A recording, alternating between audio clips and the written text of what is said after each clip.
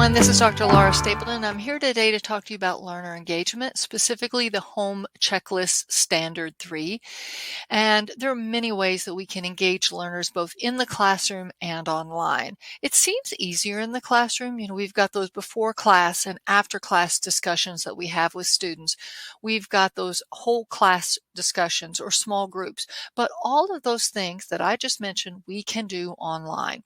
And so we want to use, again, there's many ways to engage learners online, but we are going to talk today about an oldie but a goodie. It's discussion boards. And I know that they've been around a while, but we want to be invigorated by those again. There's so much technology that we have available to us, and Blackboard Ultra certainly makes it easy to incorporate that technology and settings within discussion boards. But first, we're going to talk about what makes an effective discussion board.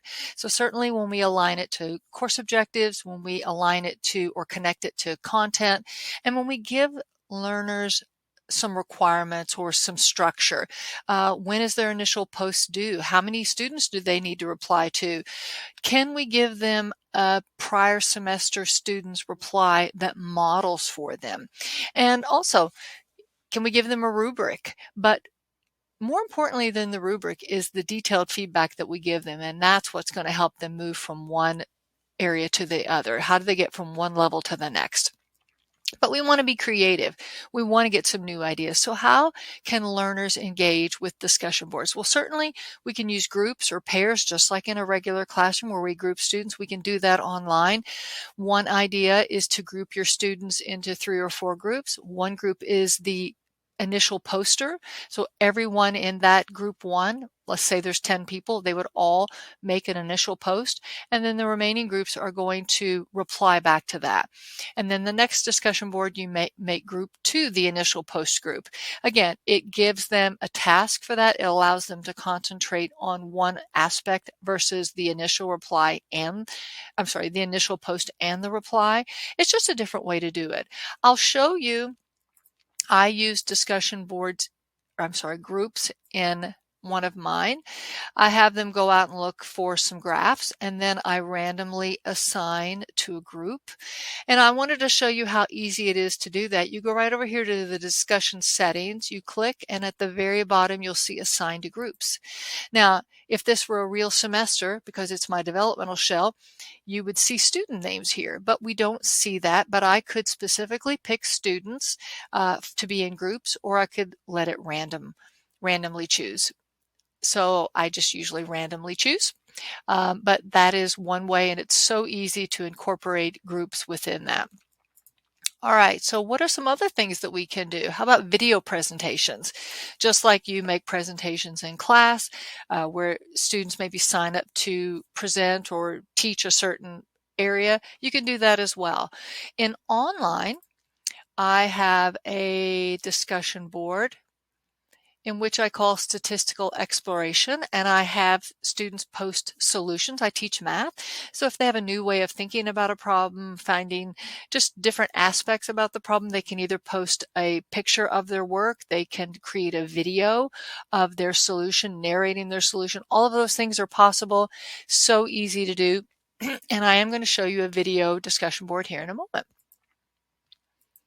But that really stimulates that classroom to classroom conversation. All right, now I mentioned video. You can do a video discussion and video reply. So I wanted to show you that's in another one of my courses. It is a video discussion. Not all of them are. I tend to alternate between text-based and video just to keep it fresh. But in this one, they're going out and they're playing a game that I found online, and then they're making part of their post about the experience playing the game, and then the second post, they have a little autonomy where they can talk about 2 out of the 3 prompts. Now, I use Flip for this. You click on this, you're going to see here's the discussion board I've created in Flip. And you'll see there I am over on the right, and I'm introducing this video discussion board with a video. So I'm modeling what I want my students to do. I'm telling them that it's easy, that they can do multiple takes, that it took me 2 or 3 takes to make that video that you see there. All of those things are meant to alleviate fears, to help them see that I'm supporting them and I'm here if they need me.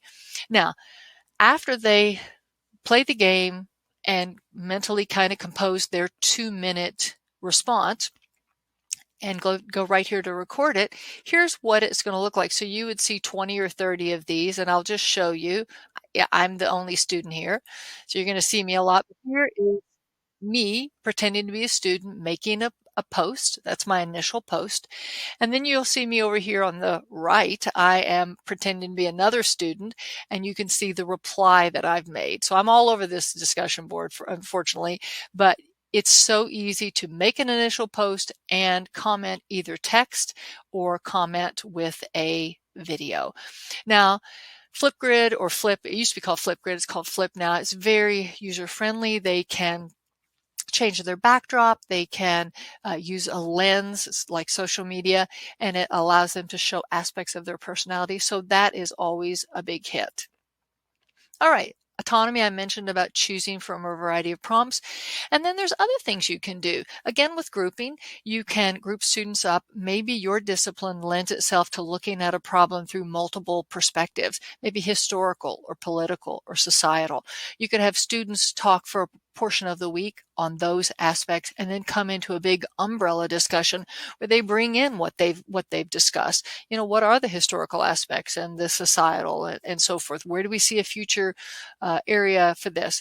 And again, it simulates what we do in the classroom in an online environment. Very easy to do. Now, I do want to talk about learner to instructor. You're here in this discussion group as well. How much should you be in that discussion board? But just like in face-to-face, you know, if the class is really discussing something, many times we step back and let that happen. Or if there's a lull, we step back in and redirect. So again, all of those things need to happen in online.